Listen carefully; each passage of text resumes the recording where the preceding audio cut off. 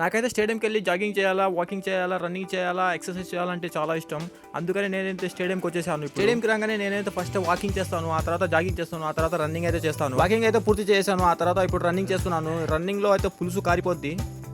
మొత్తం నేను 5 రౌండ్లు అయితే వేసాను. 5 రౌండ్లో వచ్చేసి ఒక రౌండ్ అయితే వాకింగ్ చేశాను, 4 రౌండ్లు అయితే రన్నింగ్ చేశాను. అయితే బాగా చెమట అయితే బాగా కారిపోతుంది, ఎందుకంటే ఇది మన బాడీలో ఉండే వారానికి 2 సార్లు 3 సార్లు వాకింగ్, రన్నింగ్, జాగింగ్ ఈ విధంగా చేస్తున్నట్లయితే మనం చాలా హెల్తీగా రన్నింగ్ కంప్లీట్ చేసుకుని నేనైతే ఎక్సర్సైజ్ చేయడానికి వచ్చేసాను. మీరు చూస్తున్న ఎక్సర్సైజ్ ఇదైతే నేను ఎన్సీసీలో నేర్చుకున్నాను. ఇది మా చేత రోజుకి 3 సార్లు చేపించేవాళ్ళు. ఆ తర్వాత స్ట్రెచెస్ అయితే చేసుకుంటున్నాను. ఈ స్ట్రెచెస్ చేయడం వల్ల బాగా మనకు కాళ్ళు నొప్పులు అనేవి తగ్గుతాయి అండ్ బాడీ పెయిన్స్ కూడా తగ్గుతాయి. ఈ వ్యాయామాల వల్ల చాలా ఉపయోగాలు అయితే ఉన్నాయి, బట్ మనం వీటిని నిర్లక్ష్యం చేస్తాము.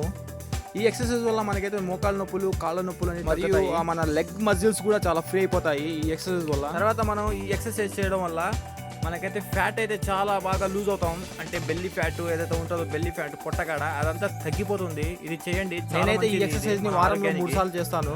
ఇంకా దాని తర్వాత మనం వచ్చేసి పుషప్స్ చేద్దాం.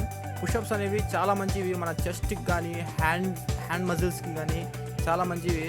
ఇవి చేయడం వల్ల మనం ఫిట్ బాడీలో ఫ్యాట్ అనేది జమ కాదు. ఈ ఎక్సర్సైజ్ చేయడం వల్ల చాలా బాగా కరుగుతుంది ఫ్యాట్.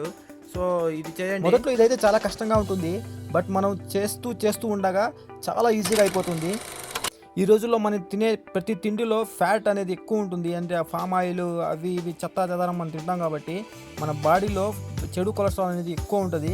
వాటిని బాగా మనం ఏ రోజు క్యాలరీస్ని మనం బర్న్ చేసుకోవాలి. ఆ ఎక్స్ట్రా క్యాలరీస్ని మనం బర్న్ చేయకపోతే మన బాడీలో ఫ్యాట్ పెరిగిపోయి హార్ట్ అటాక్ వచ్చి చనిపోయే ప్రమాదం ఎక్కువ ఉంది.